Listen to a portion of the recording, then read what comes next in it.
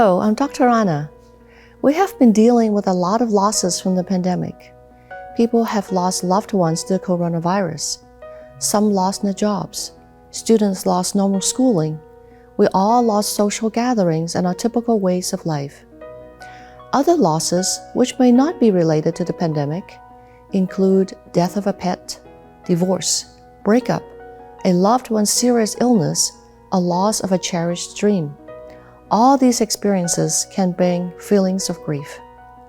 Grief is a natural response to loss.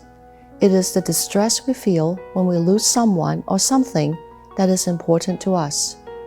Grief can include emotional reactions like shock, sadness, and helplessness.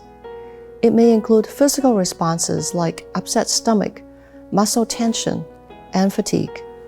Grief can also affect our thinking with disbelief, confusion, and preoccupation. Behaviorally, we may cry, withdraw from others, or act in an absent-minded way. Sometimes people try to avoid grief by ignoring the pain. Whereas no one wants emotional pain, ignoring it will only make it worse in the long run. Sometimes avoiding these feelings for too long will cause them to become more intense and to occur unexpectedly. That is how depression and other mental ailments develop. Some people think that it is important to be strong in the face of loss. They may put on a brave front to protect their family and friends. Doing so can lead to more distress and interfere with managing the demands of everyday living. For example, grief can surface unexpectedly and cause one to take it out on others by saying or doing something that they later regret. While grieving is painful, it is a needed and healthy process.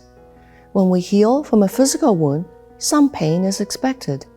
In a similar way, grieving is normal after a loss, and it is a necessary step to heal. A person is not weak when they grieve, and one's faith is not lessened when they mourn. In fact, Jesus is described in Isaiah 53:3 as a man of sorrows and acquainted with grief. And he tells us in Matthew 5:4, "Blessed are those who mourn, for they shall be comforted." So how does the grieving process look like? In 1969, a psychiatrist by the name of Elizabeth Kubler-Ross introduced what became known as the 5 stages of grief. It is important to note that these 5 stages are not intended to be a framework for everyone who mourns. The stages may be experienced in any order, and some people may skip stages in the process. You do not have to go through all the stages to heal, and everyone experiences them in their own timetable. These stages include denial. This is the stage of shock and disbelief. Right after a loss, you may feel numb, have a problem accepting that it really happened, or even deny it. If someone you love has passed away, you may expect them to walk through the door even though you know they're gone. This is also the "if I ignore it, it will go away" stage. There is a denial that the loss has occurred and a wish that nothing has changed. Another stage is anger. There may be resentment and anger even if the loss is no one's fault. If you lost a loved one, you may be angry with the doctors, God, yourself, or the person for being gone. Frustrations may be directed at others for the pain of the loss. Another stage is bargaining.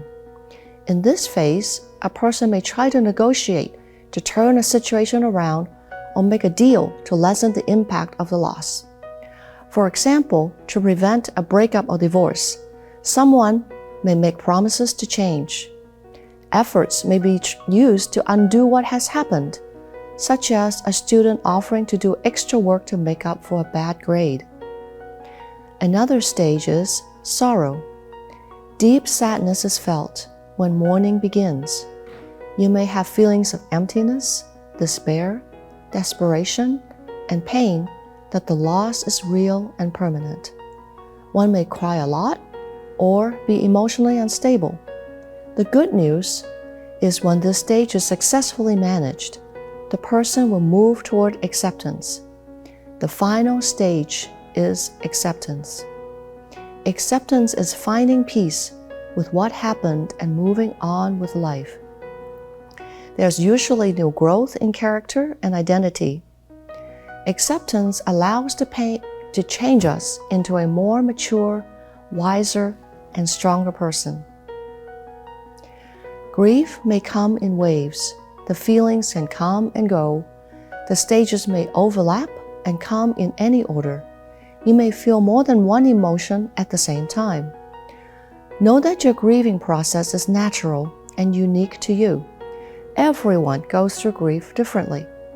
Allow feelings to emerge in their own way and take as long as you need. People go through grief in weeks, months, and years. Sometimes, even after years of a significant loss, a special event, like an anniversary or birth date, can bring sorrow again. The good news is that a majority of people, about 80%, are able to recover from grief in their own time and in their own way. As long as mourning is not characterized by continual avoiding, constant overthinking, frequently unable to function, or destructive behavior like using drugs, alcohol, or hurting others, then, however you grieve is unique and acceptable to you. Problematic behaviors, though, are signs that help is needed. Talk with a pastor, counselor, or doctor. In part 2 of this video, I will share some strategies for successful grieving. I invite you to view it. Meanwhile, be kind and patient with yourself. Give yourself the space and time to grieve and heal. Accept how feelings may come and that your life may feel abnormal and unreal for a while. Seek help from others who do not judge or tell you how you should feel. Apply good self-care by praying, releasing the pain to God, and taking care of yourself physically. And finally, in accordance to 2 Thessalonians 2, 16 through 17, now may our Lord Jesus Christ Himself and God our Father, who has loved us and given us eternal comfort and good hope by grace, comfort and strengthen your hearts in every good work and word.